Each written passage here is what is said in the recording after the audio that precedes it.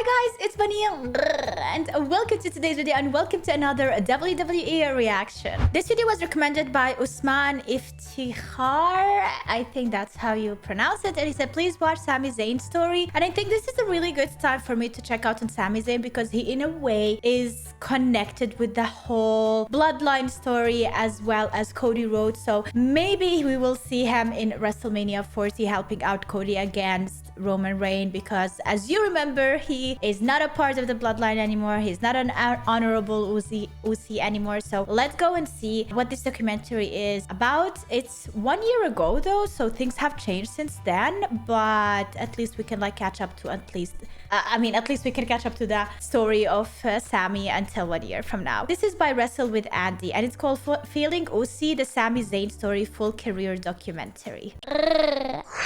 Every so often, an unlikely superstar rises to the top of the card in WWE. At one point, it was Daniel Bryan, at another point, it was Kofi Kingston, and as 2022 bleeds into 2023, it's now time for Sami Zayn.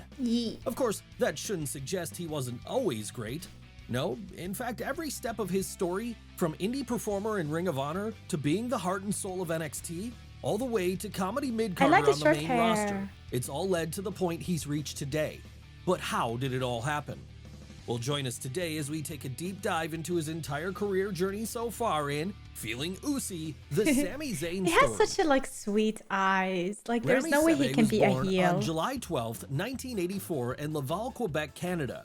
And growing up in Quebec with a Syrian family, Sebe became fluent in English, French, and Arabic at a young age. And of course, young Rami became a big fan of pro wrestling while at school, as after catching WWF on TV one day and falling in love with the work of fellow Canadians like Bret and Owen Hart, he'd decide that this was what he wanted to do with his life. Luckily then, after leaving school and beginning his training in the early 2000s with Savio Vega and Jerry Tweet, he'd quickly find out that he was a natural. So good was he, in fact, that it wouldn't be long before he was getting bookings on the local Quebec indie scene. And it was here that Rami first met the man who, Kevin, in years to come, would go on to be the yin like. to his yang, Kevin Steen.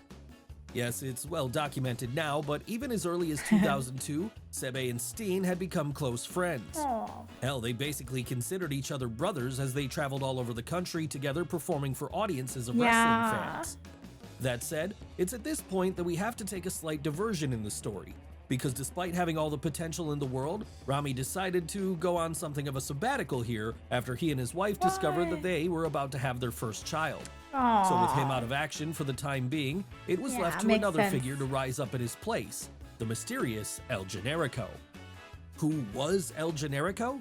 Well, that was always the question everyone wanted an answer to, and of course with him being tall, in possession of a big bushy beard, and having mannerisms suspiciously similar to Rami Sebi. Oh my god, this wasn't that hard to figure it out. He was the man under the mask, but that would be ridiculous, as at this point Rami was off looking after his family. And sure, well, the fact that Generico also seemed to be very close friends with Kevin Steen was another major clue for many. The majority realized that they were two separate people, just as they had with Hulk Hogan and Mr. America around the same time in WWE.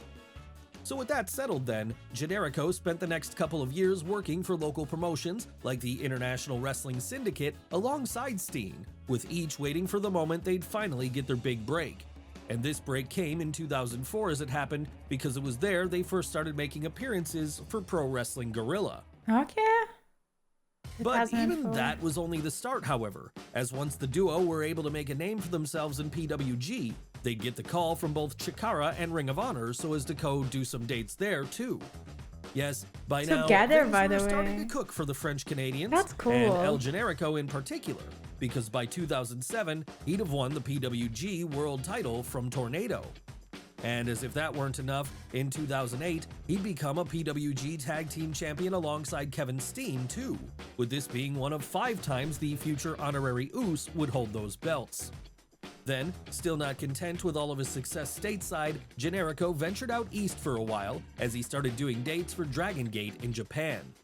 That said, his real home would always remain in North America, something he proved when, upon his return in 2009, he'd light up PWG with matches against the likes of Kenny Omega and the Young Bucks, all well over in ROH. He and Kevin Steen were challenging other heavyweight opponents. It's not that hard to see that it's Sami Zayn. Of course, all good things have to come to an end eventually though, and so it was that in 2009, El Generico was turned on by his partner after the two lost the Ring of Honor Tag Team titles. Still, there was a silver lining to all of this, as the feud which came out of it proved to be one of the best the indie promotion had ever seen. Hell, so good was the former Friends' big climactic showdown at Final Battle 2010, in fact, it's still considered by many to be arguably the greatest match in all of ROH history. Needless to say then, as the new decade rolled around, the mysterious masked star was on a high, and he carried this over with him to every other promotion he worked for too. So it should come as no surprise to anyone that at this point, bigger companies like TNA and WWE started to come calling, with the former even getting Generico to do a tryout match soon thereafter. Unfortunately though, it was also around here that the masked star fell prey to some pretty harsh punishments when, after apparently getting on the wrong side of the Mexican cartel, he'd disappear, never to be heard from again. Was he killed, or did he just go into hiding? That remains unknown. But what we do know is that, prior to vanishing, he came into contact with Ramy Sebi, and seeing how much potential he still had as a wrestler despite all his years away, Generico taught him everything he knew. And this proved to be a great decision because, now armed with not only his own natural— Are we really going with this? Guys, are we really going with this? —talents, but also all the secrets El Generico had given him, it wasn't long before the French-Canadian returned to the ring and caught the interest of WWE. So interested were they, in fact, that in January of 2013, Triple H signed him to a contract. And from there, had him report to NXT. So it's been like 10 years since he's in WWE. Wasn't quite the super indie it would later become. No, while it had moved away from its early game show format, it was still in something of a middle ground. Show, that but with sounds the addition fun. of Ramy, now renamed Sami Zayn, to the roster, things began to change, as over the next few months, he'd be partially responsible for proving to the game that the indies represented the future of the industry, and that if he wanted to be a part of this, he'd have to sign up the best they had to offer. Still, even with bigger names from the indies such as Prince Devitt, Pac, and Kenta gradually weaning their way in, none of them were quite on the level of Zayn. And this was proven in the fact that throughout 2013 and 2014, the main story of the Black and Gold brand would be his rise to the top. Seriously, outside of maybe the Johnny Gargano-Tommaso Ciampa feud, Sami's quest to win the title is probably the best story Triple H ever told during those years. And it all began in the first half of the former year when, despite coming in with all the momentum in the world, the new recruit underwent something of a losing streak. Enters that ring. It didn't matter if it was Antonio Cesaro, Leo Kruger, or Bo Dallas, the boy from Quebec just couldn't pick up the win. That would begin to change as 2014 rolled around though, because here, with fans now starting to get behind him and his underdog story in a major way, Zayn picked up some wins over his old rivals. Nice. And of these matches, perhaps none were more noteworthy than his showdown with Cesaro at February 27th's TakeOver Arrival, as this proved to be an early example of the direction NXT was moving in. High work rate indie-style matches which wowed crowds with their athleticism and felt a million miles away from what Vince McMahon was doing over on the main roster. Still, even if he was now getting some wins, the fan favorite couldn't quite stick the landing. No, instead, whenever he found himself in a #1 contendership match, he'd lose, and as a result, see his chances of ever becoming NXT champion slip further and further away. As the year went on, however, his impressive performances and popularity amongst live crowds saw him continue to get more shots, with him even being part of a Fatal 4-Way match for the NXT title at TakeOver Fatal 4-Way on September 7th. But there, despite clearly being the better man on the night when positioned next to the other challengers Tyler Breeze and Tyson Kidd, in the end, the reigning champion Adrian Neville would screw him out of the win and go on to retain himself. And with Neville still being portrayed as a babyface at this point, it caused some friction between the pair. Friction which only got worse as when Zayn finally got a one-on-one match on the November 13th episode of NXT, the champ won again by screwy means, further cementing the idea that he was undergoing a slow heel turn. But that would only get fans more behind the challenger as, with him very clearly being the people's choice by now, they were desperate to see him finally achieve his goals. In order to do so though, he'd have to put his career on the line. Yes, at TakeOver Our Evolution on December 11th of that same year, Sami Zayn would get one more shot at Neville's title on the provision that if he lost this time, he'd leave NXT altogether. So it's and just he as well lost. He didn't lose here. No, after a battle which waged on for over 23 minutes, the French-Canadian pinned the Englishman to finally call himself NXT champion in one of the best feel-good moments the developmental show ever created. And what made this even more special was that on the very same night, his best friend Kevin Steen, now going by the name Kevin Owens, had just joined the roster of the Black and Gold brand too. But while it felt like a picture-perfect moment at first to see Owens come out and embrace Zayn while he was celebrating with the title, this love fest wouldn't last for long, because quickly showing his true heel side, KO powerbombed his friend into the ring apron, with him at that point announcing that he was only there for the top prize the brand had to offer. Needless to say then, Sami was only too happy to fight the man he'd once thought to be his brother, with this battle coming at TakeOver Rival just 62 days later, where the NXT title would be on the line. Unfortunately for the incoming champion though, the powerbomb onto the apron had done more damage than he'd thought. And so, with him only being at a percentage of his best during the big match, Sami found himself no match for Kevin Owens. And that was why, after receiving 5 powerbombs in a row, the champ was left out cold, with this forcing the referee to stop the bout and award the belt to KO by means of knockout. But while it was a hard loss for the Quebec native, it wasn't the end of things, because after picking himself up and dusting himself off, he'd make his first main roster appearance when, on the May 4th, 2015 episode of Raw, he accepted John Cena's open challenge for the United States title. That said, for as great as an ovation as he received here, things pretty quickly went sour because during his entrance, Sami injured his shoulder, and as a result, he was unable to pick up the win.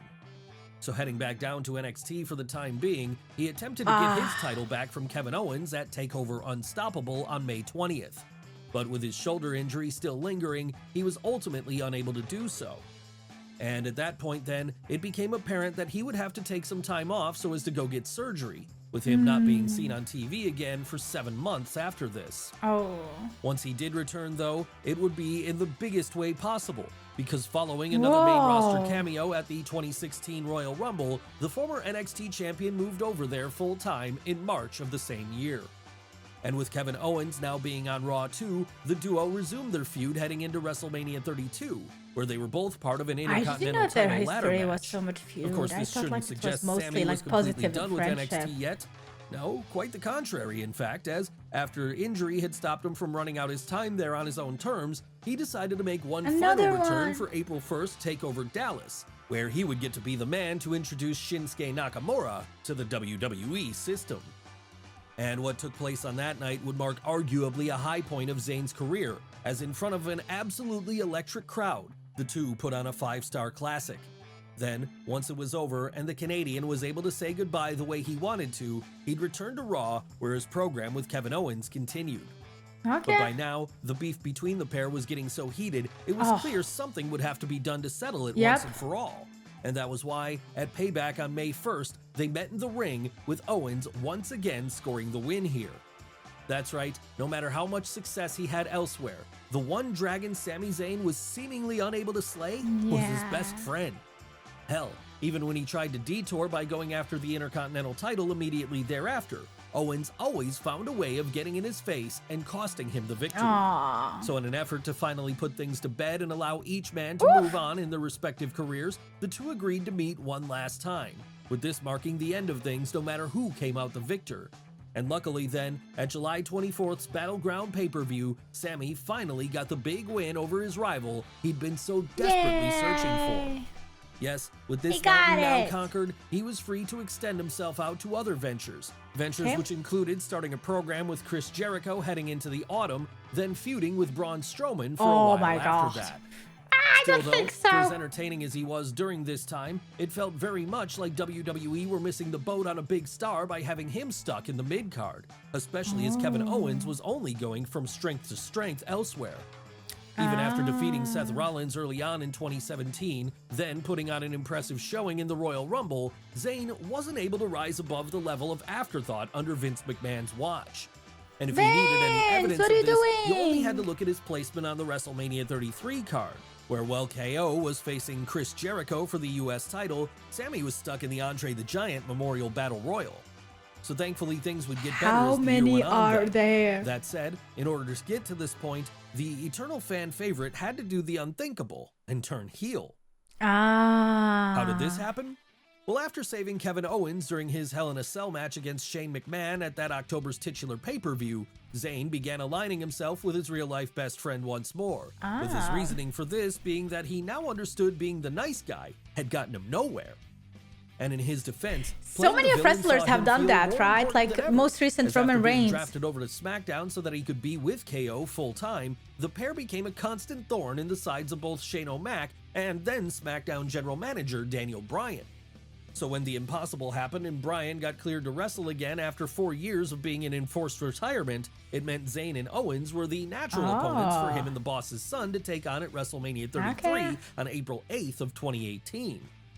And even if the French-Canadian duo lost this one, the spotlight that was shown on them, and Sami in particular during it, meant that their stock would rise significantly as a result. True. In a pretty cruel twist of fate, however, it would also be here that the boy from Quebec once again injured his shoulder. No way. With this forcing him to spend the next 10 months on the shelf. That said, he wasn't doing nothing during this time because while he was out recovering, he'd be working on his charity, Sami for Syria. Syrian American But even if Medical this was a Society, real-life that is babyface so act, sweet. when he returned to the ring in April of 2019, he'd continue to play the heel, albeit one whose stock had risen to the point that he was now in contendership for the Intercontinental title. And in order to help him on his path towards even getting when he the was belt here, not Sami formed an on? unlikely partnership with his one-time NXT opponent, Shinsuke Nakamura. Of course, what he didn't realize at the time was that Nakamura also had eyes on winning the mid-card belt, Wait, does and in Nakamura the end, it was speak him English? who would do so first. Come January of speak 2020, though, the King of Strong Style had dropped it to Braun Strowman, and this left the door open for Zayn to enter a 3-on-1 handicap match pitting him, Nakamura, and Cesaro against Strowman at March 8th's Elimination Chamber, where the French-Canadian was finally able to pick up the sneaky win and start his first reign with the strap.